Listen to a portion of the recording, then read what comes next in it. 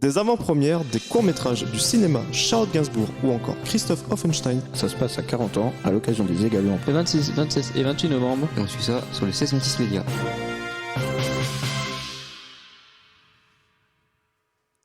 Bonjour à tous, je suis Caroline, votre animatrice du jour.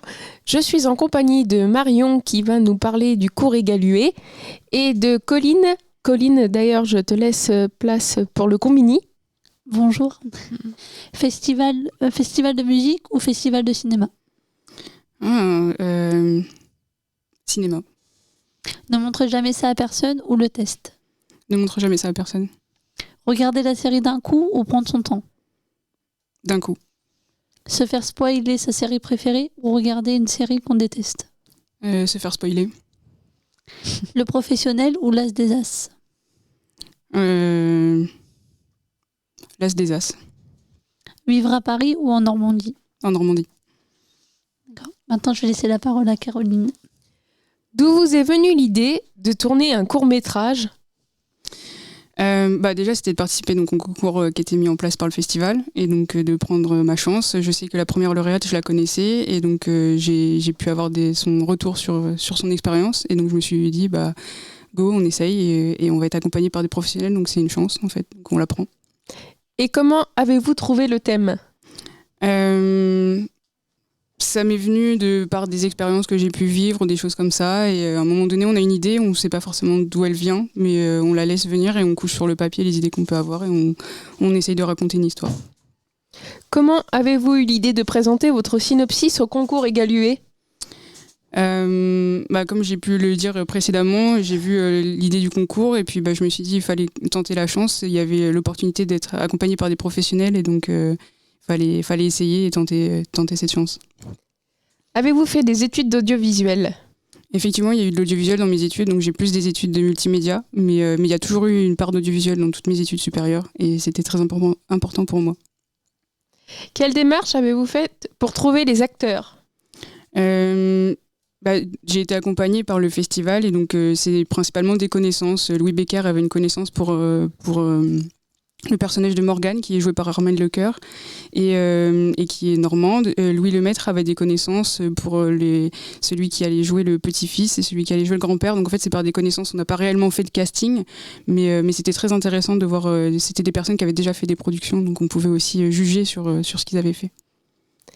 Peux-tu nous parler du choc entre les générations que vous avez essayé de mettre en avant ? Alors ça, oui, effectivement, je me suis inspirée un peu du vécu que je peux voir dans la société, etc., ou même dans ma famille. Et donc, je voulais le porter à l'écran, c'est montrer qu'on essaye d'opposer toujours les générations. Et en fait, il y a toujours quelque chose qui peut les rapprocher. Et donc, c'est ce que le court-métrage met en avant. Avez-vous des appréhensions concernant la diffusion de votre court-métrage ? C'est particulier, il y a deux émotions. Il y a l'excitation de pouvoir le mettre, de pouvoir le partager, parce que là, ça fait 2 ans que c'est un projet quasi personnel. En fait, il n'y a que les égaluantes ou quelques personnes qui sont privilégiées et qui ont connaissance du projet.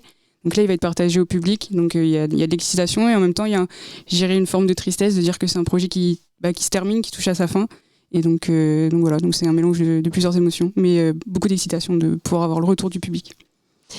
Avez-vous participé ou voulez-vous participer à d'autres concours ? Oui, si l'occasion se présente et s'il y a un sujet qui est mis sur un concours, un thème qui peut m'inspirer, oui, je vais pas me priver. Visez-vous un public en particulier et quel type de message voulez-vous leur faire passer ? Je ne sais pas si je vise un public en particulier, je dirais peut-être les familles, de par le message. Comme je dis, souvent on oppose les générations, des choses comme ça, et là, c'est juste de montrer qu'on peut tous se rassembler et mettre plus de l'humain au cœur du film, mais sinon, un public en particulier, pas forcément. Est-ce que vous aurez des conseils à donner aux jeunes qui souhaitent se lancer dans le court-métrage ? Ne pas avoir peur, ne pas hésiter et faut pas se freiner par j'ai pas de matériel, j'ai pas de connaissances. Un téléphone, c'est possible. En fait, faut essayer, recommencer et ne pas hésiter à s'entourer, demander des avis et construire comme ça. En fait, on ne perd jamais, on apprend toujours. En fait. D'accord, merci. Est-ce qu'il y a une question internet ?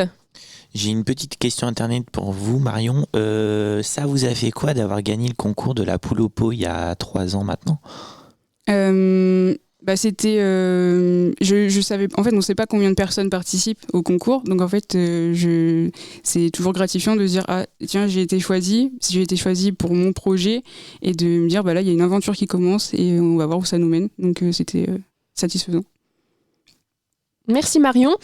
Maintenant, place à la chronique par Adrien, la digétisation du rapport à l'image.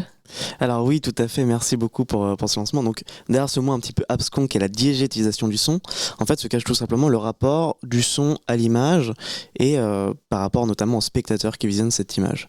Donc c'est un des points principaux qu'on travaille dans le cinéma et quand on travaille, que ce soit du court-métrage ou du long-métrage, et ça va me faire un petit pont entre notamment le film qui a été diffusé hier soir qui est Le Test, donc j'espère que certains auront l'occasion de le voir dans les mois qui suivront, et notamment le court-métrage de la Poule au pot. Donc en fait, qu'est-ce que la digitalisation du son ? C'est la présence du son à l'image, et en fait, tout simplement, par exemple, si je prends un exemple très classique, lorsqu'on lance sur un autoradio dans une voiture et qu'on filme ça, en vidéo, le spectateur se dit que le son vient de la voiture et que les personnages l'entendent aussi. Pourtant, dans un film comme un combat par exemple entre Thor et puis un méchant du Marvel Universe, on imagine bien que Thor n'a pas un casque sur lui pour écouter la musique qu'on entend pendant le combat. Donc c'est une musique qui est destinée que aux spectateurs et pas pour les personnages. Donc ça c'est vraiment les deux différences, un son qui est intradiégétique, donc que les personnages entendent aussi, et un son qui est extradiégétique, c'est-à-dire que les personnages ne l'entendent pas mais qui est que pour le spectateur. Notamment sur le film de Le Test, cette musique-là est très importante car elle appartient au personnage, elle appartient à l'histoire et elle permet de lier certains personnages, vous le verrez dans le film, et de lier à une certaine histoire qu'il se passe entre 2 ou 3 personnages du film.